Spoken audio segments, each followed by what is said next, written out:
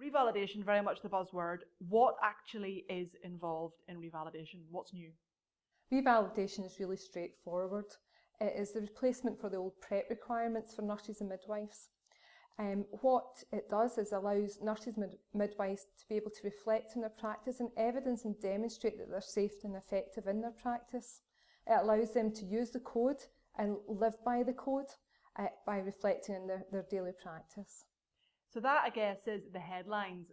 What's the detail in terms of what's actually going to be required of our NMC members?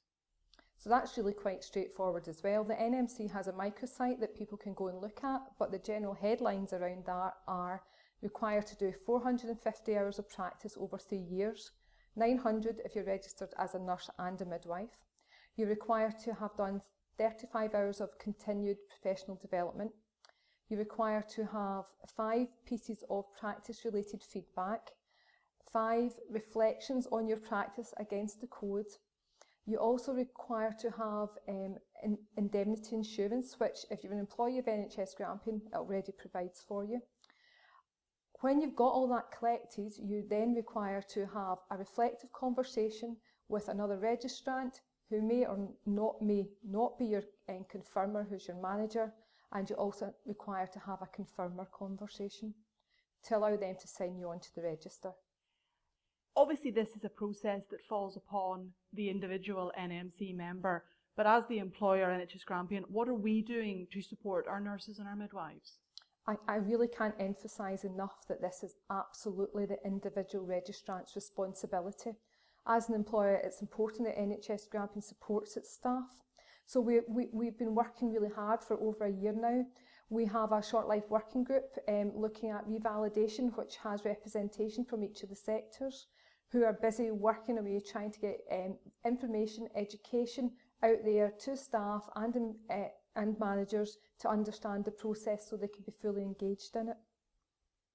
Drawing from all these areas is really important, because if NMC registrants don't go through this process, they're not registered and therefore cannot practice.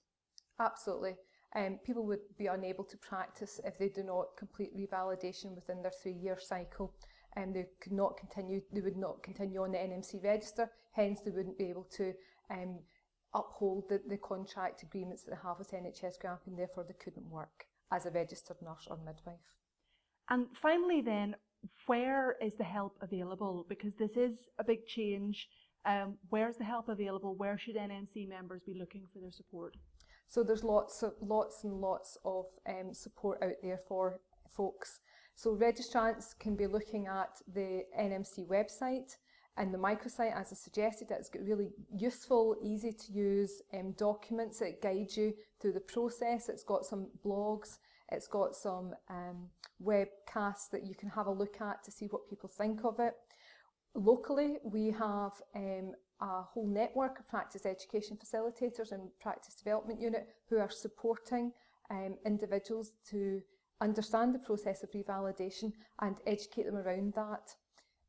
So they can be spoken to or contacted if they want some further information.